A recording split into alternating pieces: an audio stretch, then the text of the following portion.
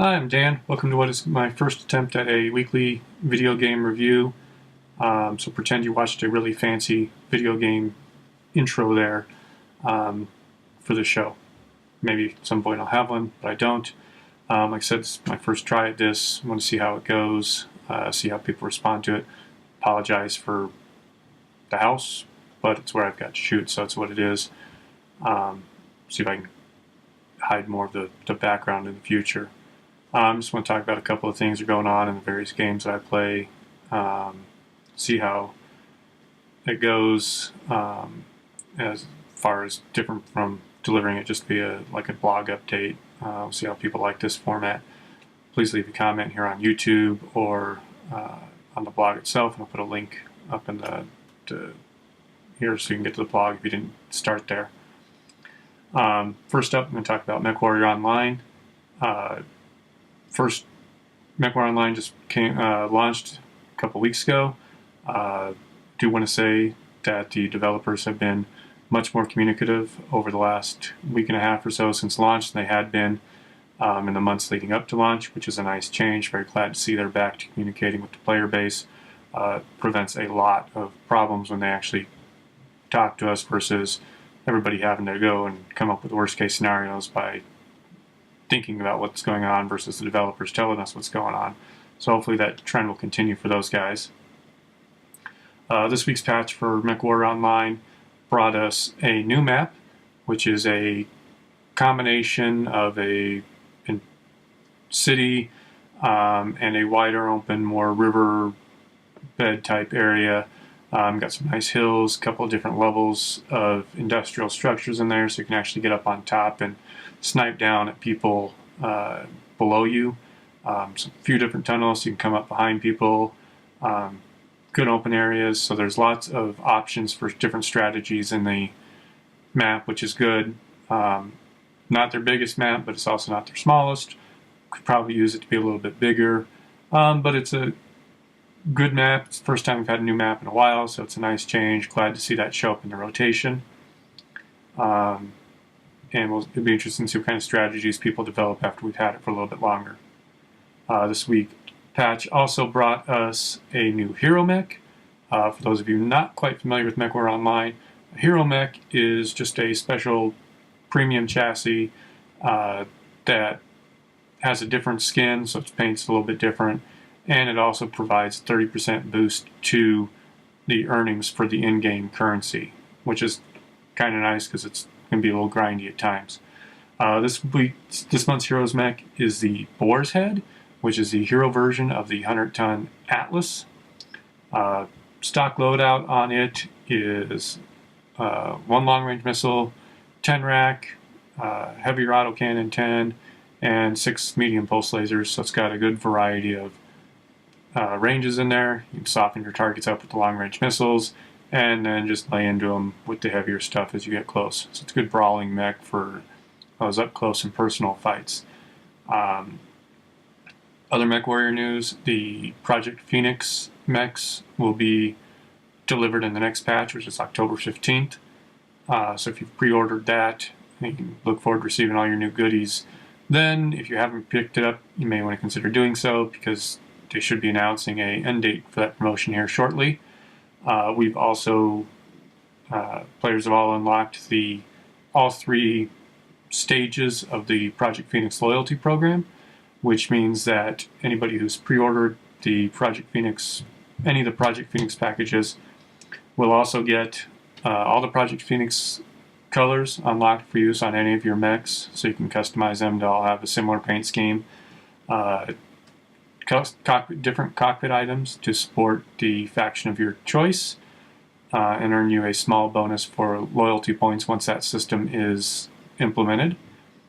And you'll also unlock the flame pattern that you'll be able to use on those chassis and other chassis of the same family. So those will all be unlocked for the 15th when you get your mechs delivered to you as well. And that's pretty much covers it for MechWarrior Online this week. Next up, I want to chat about Star Citizen, which, while not out yet, is definitely a game that I'm looking forward to. Not a huge news week this week for Star Citizen because the big news is next week, the 10th of October, is the 1-year anniversary for the announcement of Star Citizen. That's when all the craziness began, all the crowdfunding and Kickstarters and everything that came out. So that's the 1-year anniversary for that is next week. The folks over at Cloud Imperium Games have announced that they're going to do a short 1-hour-ish live stream starting at 6:30 p.m. Central Daylight Time. It should go for about an hour, maybe a little bit more. In that, they're going to give us presentations of where some of the different groups on the team are at. This is the first CitizenCon. They have also invited a few supporters that have spent a lot of money on the game. We're talking, there's some people that have supported the game for more than $5,000 at this point. They've been invited down to hang out with Chris Roberts and crew, see the presentations in person, watch a screening of the Wing Commander movie, probably get some of their questions answered and all that good stuff.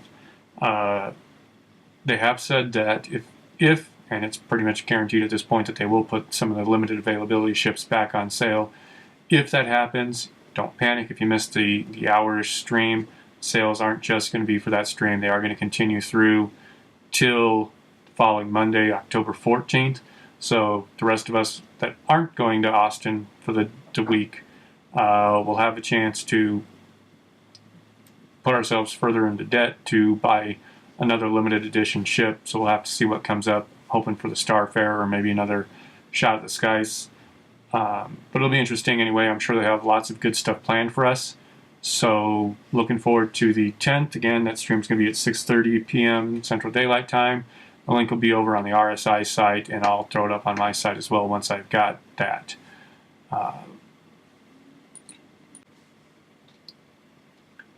Next up, I'm going to talk Star Wars The Old Republic. Fairly big patch from them this week as well. They introduced patch 2.4, which continues the stories of the Dreadmasters, who, spoilers, if you, probably everybody should know it by now, right? You freed them from the prison planet of Belsavis. They are now back and angry at everybody. So both the Empire and the Republic have got various quests to go in and stop them through the story quests and the new operation that came in as part of the patch. There is also a lot of stuff for PvPers in this patch, and also some stuff taken away from the PvPers this patch. The 8 versus 8 ranked war zones that have been in preseason for about the last 8 months or so have officially been pulled out of the game and most likely won't be coming back.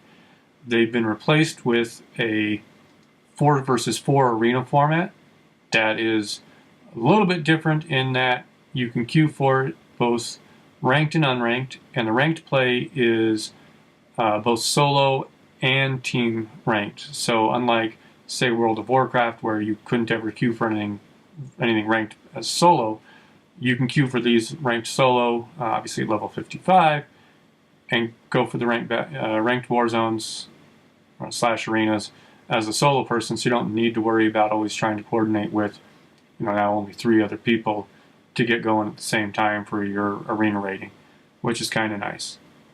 New story area introduced in the patch is the Moon of Oricon, which gives us another daily area, which of course means the insertion of yet another rep grind. Personally, I don't like rep grinds. I think it's something that MMO games need to stop doing. There's definitely other ways to encourage people to keep playing your game and come back, besides making them do the same content over and over and over again, just to unlock various goodies at different levels of reputation.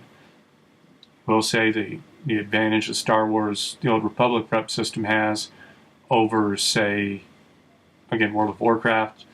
All the rep on it is legacy-wide, which means it's server-wide.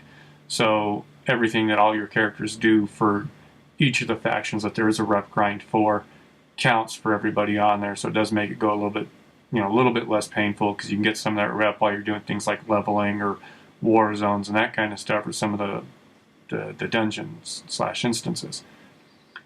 But it's still a rep grind, and it's still something I think they need to look at not continuing to add more of. Next up is WildStar, another game that's still in development.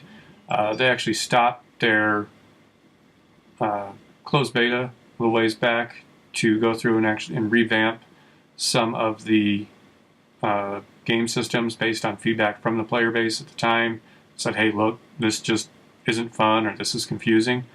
So it's nice to see that they're listening to their beta testers and have redone some of that. They came back with this week's WildStar Wednesday to talk about some of that, and they let us know that stuff like individual tagging of mobs for quests is gone.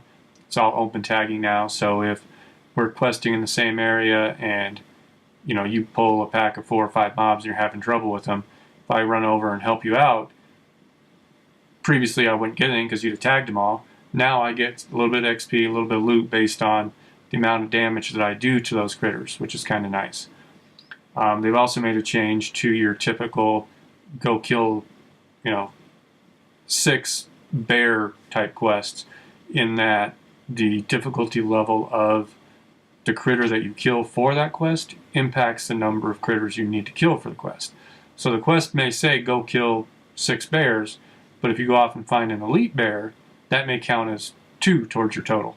So you may only end up needing to actually go out and kill, an elite bear and then a few more to get your total, versus having to go out and, okay, I killed an elite, but it only counts as 1, even though it was 3 times as hard of a fight. So it's an interesting take on the system. It'll be interesting to see how that goes once the game goes live. They've also enhanced the leveling up experience to make it clearer what is available to you now at your new level. So what skills are available, what new abilities you might be able to learn, what you would need to go back into town and visit your trainer for, what new instances may have opened up, whether it's another battleground, another dungeon run may be opened up, another new zone that you're now in the level range for. All this now pops up on the screen and will tell you what you can do. So you can make the decision about, hey, all right, I need to go back to quest. That's enough skills that built up. I need to go get them. Go back to town, learn my new skills, come back out. Or, hey, I'm just going to stay here and finish questing out, knock out the rest of these quests, and I won't worry. I'll just worry about training up when I get back to town to turn all these quests in. So, could be some good changes. Interesting to see what when they say that they're resuming beta. Also looking for the official reveal for those last 2 classes out of you guys, so feel free to do that any day now. Last thing I want to talk about is the Extra Life Gaming Marathon charity, which is the November 2nd and 3rd. It's a 24-hour gaming marathon to support Children's Miracle Network hospitals, which is hospitals all around the nation that do great things for kids, whether it's a more common procedure or something that's a little rare. All the staff at Children's, especially I know here at our local one, are great at explaining it down to the kids in ways that makes it as least intimidating and least scary as possible for the kids, so they don't get all worked up about it. Obviously, you can deal with us parents too. Things that might be completely out of the ordinary for a doctor at another hospital, more likely be normal and have a good treatment for it over at Children's. So if you can, I'll throw up my charity link here on the screen, and I'll put it in the notes everywhere. If you can, please swing by, throw in a quick donation. All the money goes to children's hospitals, and like I said, they're doing good things for kids. So if you can donate, please do. Not, that's understandable too. I'm going to be streaming my 25 hours. I'll put a schedule up on the website with what games and when, so you can swing by, watch me get blown up in MechWarrior Online.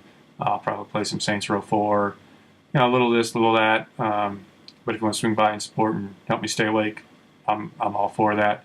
So there'll be more information coming on that here shortly. Again, first shot at this. Let me know what you think.